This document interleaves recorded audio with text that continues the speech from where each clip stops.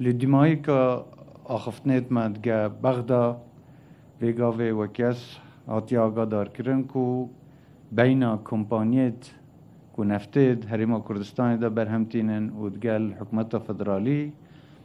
جاره تیگشتن و رکفتن که هی و اوه دبیتا دسپیک که زورا باش بو نهشتنا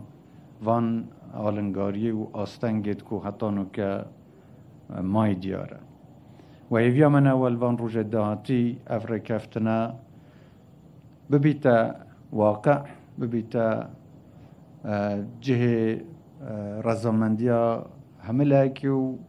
حکومت عراقیش پابندیت خو برانبری مافو حق خلق کردستان جیب جیب کرد و چه دی